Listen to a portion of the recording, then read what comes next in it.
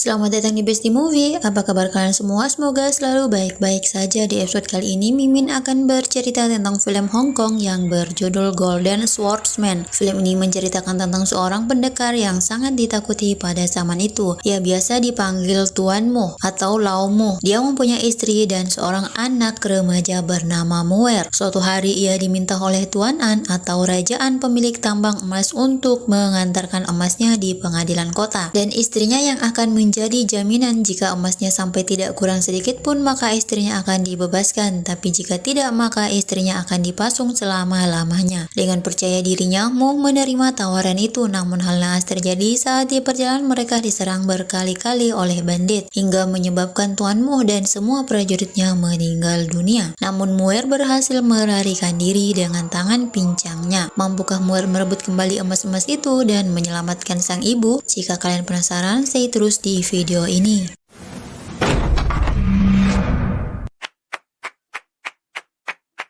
Film ini diawali di sebuah tambang emas ilegal milik Tuan An atau Rajaan. Di sini ada ribuan pekerja, kebanyakan dari mereka sudah lansia alias lanjut usia. Mereka dipaksa bekerja demi memuaskan Raja Serakah ini. Suatu hari mereka mengeluarkan peti-peti emas yang berisi 10.000 tael untuk dikirim ke pengadilan kota. Tuan An mengutus seorang pendekar yang kuat dan ditakuti di wilayah itu, yang bernama Tuan Mo atau biasa disebut Lau Mo. Ia datang bersama istri, anak, dan prajuritnya. Sebagai jaminan, Tuan An meminta Tuan Mo agar istrinya menjadi jaminan. Jika emas itu sampai tanpa kurang sedikit pun, istrinya akan bebas. Namun jika tidak, istrinya akan ditahan selama-lamanya. Tuan Mo dengan percaya dirinya menyetujuinya karena ia yakin dan percaya akan berhasil. Bahkan hingga saat ini belum ada seorang pun yang bisa mengalahkannya. Istrinya meminta anaknya Muer untuk tinggal karena ia masih kecil dan belum menguasai bela diri. Namun suaminya atau Tuan Mo berjanji anaknya akan baik-baik saja. Sebelum berangkat, ibunya menasihati Muer untuk mendengarkan ayahnya karena ia baru pertama kali menjelajah atau ikut ayahnya. Dan tanpa mereka sadari, dari kejauhan ada orang yang memata-matai mereka. Tuan An atau Rajaan mengingatkan kepada Tuan Mo agar berhati-hati karena perjalanan yang harus ditempuh sangat jauh dan pasti akan banyak kerintangan. Setelah kedua belah pihak sepakat, mereka pun bergegas meninggalkan tambang itu menuju pengadilan kota. Sebelum pergi, Tuan Mo berpesan pada Tuan An untuk menjaga istrinya. Mata-mata itu terus memantau mereka setelah ia memastikan bahwa mereka sudah meninggalkan tambang itu, dan setelah mereka mendekat barulah ia pergi melapor ke bosnya. Ternyata mereka adalah bandit-bandit berkuda yang dimaksud Tuan An tadi Besti, yang dipimpin oleh Tuan San. Mereka pun mengatur strategi dan membuat jebakan. Setelah sampai di jebakan itu, gerombolan Tuan Mo menyadarinya dan Muer menghancurkan tanah liat yang mereka temukan di depannya itu. Sempat dilarang oleh Tuan Mo atau ayahnya, tapi gerakan Muer terlalu cepat dan di dalamnya ada 5 ekor burung merpati dan beterbangan. Tuan Mo menyadarinya, tapi dia tetap fokus untuk melanjutkan perjalanan. Sedangkan pasukan berkuda bandit itu melihat burung merpati jebakan mereka beterbangan, langsung bergegas menyerang dan terjadilah pertempuran.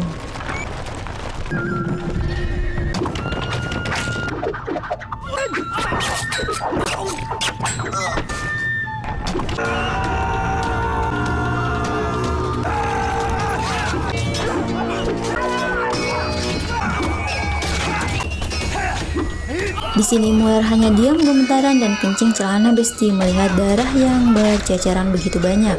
Saat hendak diserang, beruntung ayahnya cepat datang, kalau enggak habislah dia.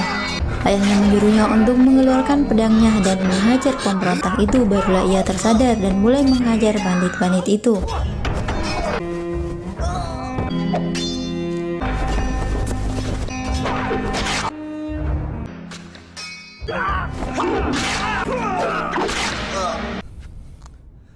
Dan setelah mereka mengalahkan semua bandit-bandit itu, Tuan Mo menyadari kalau bandit-bandit kali ini yang mereka lawan bukanlah bandit biasa, dan ia menyuruh pengawalnya untuk berhati-hati kali ini. Mereka pun melangsungkan perjalanannya lagi, dan ternyata ada bandit yang selamat dan langsung bergegas melapor ke Tuan An. Ternyata bandit-bandit itu suruhan Tuan An Besti. Tuan An pun langsung memenggal leher si pelapor itu untuk menghilangkan jejak agar tidak ketahuan. Sedangkan di tempat lain, Tuan Muh dan pasukannya masih terus melanjutkan perjalanan, dan pasukan mereka berkurang, tinggal tersisa beberapa saja setelah pertarungan tadi. Di perjalanan, Muer terus saja menangis karena ketakutan, tapi ayahnya selalu menguatkannya, karena yang mereka lakukan hanya membela diri, bukanlah hal yang salah. Dan di tempat lain, bandit-bandit yang dipimpin oleh Tuan San terus memantau mereka dari kejauhan. Saat jarak mereka sudah dekat, ia menyuruh pasukannya untuk menyerang, dan terjadi lagi pertempuran untuk kedua kalinya.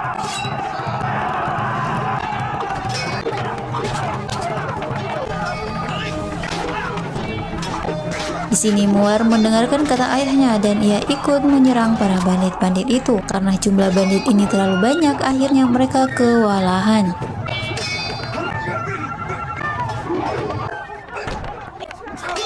Saat Muer hendak diserang, ayahnya menghalangi bandit itu dan akhirnya ia yang tertikam. Dan ia menyuruh Muer untuk lari dan berusaha memegangi kaki bandit itu. Tapi hal naas terjadi saat Muer hendak lari. Lengannya berhasil dipotong oleh bandit itu dan ayahnya dibunuh, sedangkan Muer berhasil melarikan diri. Tapi masih terus dikejar oleh salah satu bandit itu dan terjadilah kejar-kejaran. Muer berhasil lari menggunakan kuda, tapi bandit itu juga mengejarnya dengan kuda. Di saat hampir terjatuh di tebing, kuda Muer mendadak berhenti. Dia melihat ke bawah jurang yang sangat tinggi dan dalam, tapi karena ia melihat bandit itu semakin dekat, ia terpaksa menyeberangi tebing dan ternyata ia berhasil lolos dari kejaran bandit itu. Sedangkan di tempat lain, bandit-bandit itu berebutan emas rampasan mereka tadi, tapi bos atau Tuan San mengajak mereka minum untuk merayakan kemenangan mereka. Ternyata Tuan San lebih serakah, ia mencampuri obat tidur di minuman mereka, kemudian pergi membawa semua emas-emas itu. Di sisi lain terlihat seorang wanita cantik yang sedang mengunjungi makam ibunya. Saat berdoa, ia mendengar suara kuda dan menghampirinya, dan dia melihat seorang pria, ternyata Muer Besti, yang lagi pingsan karena kehilangan banyak darah. Lalu ia membawanya ke gubuk tempat ia tinggal. Sedangkan Tuan An yang mendengar kalau Lau Mu diserang oleh bandit-bandit itu, ia langsung bergegas untuk mengecek, dan ternyata benar, Tuan Mu dan semua pasukannya sudah meninggal dunia dan emas-emas mereka sudah dirampok. Tapi karena mereka tidak melihat Muer, maka ia mencurigai Muer telah bersekongkol dengan bandit dan membunuh ayahnya. Tuan An langsung memerintahkan kepada prajuritnya untuk menutup jalan sejauh 100 mil dan memerintahkan untuk menangkap Muer hidup atau mati untuk mengembalikan emasnya. Mereka pun langsung berpencar. Sedangkan bandit-bandit yang diberi obat tidur tadi, setelah menyadari jika bos mereka sudah pergi dan membawa semua emas-emas itu, mereka langsung bergegas menghampiri Tuan San dan mengancam akan membunuhnya jika tidak memberitahu keberadaan emas itu. Tiba-tiba anak bosnya datang dan diancam juga. Akhirnya Tuan Han memberitahu ia sudah menyimpan emas itu di tempat yang aman karena yang mereka curi adalah aset pemerintah, jadi harus disembunyikan terlebih dahulu di tempat yang aman. Si muka sobek berkata ia tidak akan meminta bagian jika bosnya mau menjodohkannya dengan putrinya. Bosnya pun menyetujuinya dan memerintahkan untuk mencari Muer hidup atau mati. Namun, Suer putrinya menolak dan pergi meninggalkan ayahnya dan pergi ke gubuk di mana ia telah menyembunyikan Muer. Sedangkan si muka sobek dan teman-temannya sudah berkeliling tapi tidak menemukan Muer. Sebelum kembali, si muka sobek mampir ke gubuk Nona Suer. Nona Suer yang melihatnya langsung melepaskan kuda dan menyembunyikan Muer ke tumpukan makanan kuda. Beruntung ia tidak dilihat saat hendak diperkosa. Suer menendang biji kolot si pria itu, akhirnya tidak jadi deh, dan lalu ia pergi karena kesakitan dan ia menyimpan hasil buruannya untuk Suer. Waduh, perhatian banget, tapi sayang cinta bertepuk sebelah jidat. Saat Muer sadar, ia shock melihat lengannya sudah tidak ada dan ia berusaha pergi mencari ibu dan emas yang dirampok, tapi Suer melarangnya dan memberitahu kalau di luar ada banyak orang yang mencarinya untuk membunuhnya. Karena mendengar cerita Muer, Suer memutuskan untuk membantu Muer mencari emas yang dirampok untuk menyelamatkan ibunya. Suer mulai rutin melatih Muer bela diri saat malam hari. Keesokan harinya, Suer pergi menemui ayahnya dan menanyakan emas yang mereka rampok. Namun ayahnya tidak memberitahu di mana tempat ia menyimpan emas itu karena pemerintah sedang mencarinya. Tapi dia berjanji suatu saat jika dirinya dan Si muka sobek sudah menikah baru dia memberitahunya. Sedangkan di tempat kerajaan, ibu Muer sedang disiksa. Namun ia yakin Muer tidak mungkin membunuh ayahnya hanya demi emas. Keesokan harinya, ibu Muer disalib dan mereka menyebarkan berita dengan tujuan agar Muer datang untuk menyelamatkan ibunya dan memudahkan mereka untuk menangkapnya. Dan benar saja, Muer yang mendengar kabar itu langsung datang untuk menyelamatkan ibunya seorang diri. Dia pun berhasil melepaskan ikatan ibunya tanpa hambatan apapun. Tapi saat hendak keluar, mereka diserang oleh prajurit kerajaan. Ibunya berpesan agar ia mencari emas itu dan membersihkan nama ayah dan keluarganya. Ibunya berhasil dibawa prajurit kerajaan, sedangkan dia masih bertarung melawan banyaknya prajurit seorang diri. Tiba-tiba, Suer datang membantunya dan mereka berhasil kabur. Sedangkan di tempat lain, si muka sobek dibisik oleh salah satu temannya bahwa ada mangsa. Kali ini mereka menjalankan misi tanpa sepengetahuan Bosan. Mereka pun menyerang.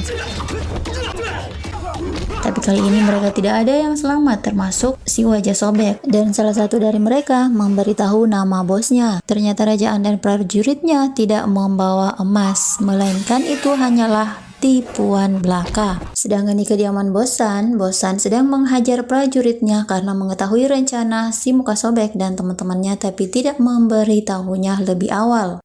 Suer kembali ke gubuknya, sedangkan kerajaan dan pasukan berkudanya mendatangi kediaman Bosan dan mulai menyerangnya. Bosan lari menggunakan kuda tapi terus dikejar dan diserang oleh kerajaan. Beruntung dia jago menghindar. Sambil berlari, ia sempat sesekali membalas serangan itu.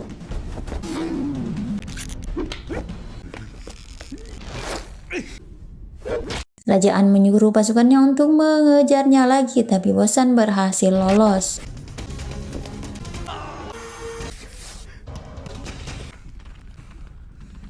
Sedangkan Muer dan Suer sedang mengunjungi makam ibunya dan menceritakan semua sebab kematian ibunya, dan ia dijodohkan dengan seorang laki-laki yang tidak ia cintai. Tiba-tiba terdengar suara ayahnya yang memanggilnya. Ia langsung pergi menemuinya dan melarang Muer untuk menampakkan diri ke ayahnya. Suer belum menceritakan kalau ayahnya lah penyebab kematian ayah Muer dan penculik emas itu. Suer langsung dibawa oleh ayahnya ke suatu tempat. Muer yang melihat ayah Suer langsung emosi dan mengejar mereka. Ternyata Suer dibawa di tempat di mana emas-emas rampokan ayahnya disembunyikan. Bosan menyerahkan semua emas itu untuknya, tapi ia menolak karena gara-gara emas itu ayah Muer meninggal dan ibunya disandra. Tiba-tiba Muer menyerang Tuan San dan terjadilah pertarungan antara Tuan San dan Muer.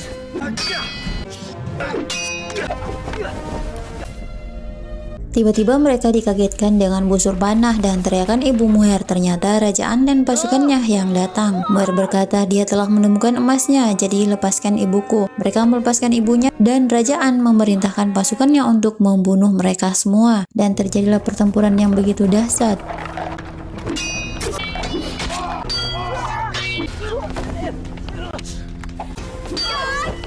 Suer dan ayahnya pun ikut membantu. Nah, kerajaan yang melihatnya langsung menyerang juga. Kali ini mereka berhadapan. Ibu Muer ditikam oleh prajurit kerajaan, tapi Muer berhasil membunuhnya karena terlalu banyak darah yang keluar. Akhirnya ibu Muer meninggal. Sementara kerajaan dan Tuan San masih bertempur, tapi sayang ayah Suer berhasil dikalahkan dan dibunuh oleh kerajaan. Karena melihat ayahnya dibunuh, Suer langsung menyerang kerajaan. Kemudian datang Muer membantunya dan terjadilah pertarungan yang sangat dahsyat dan sengit.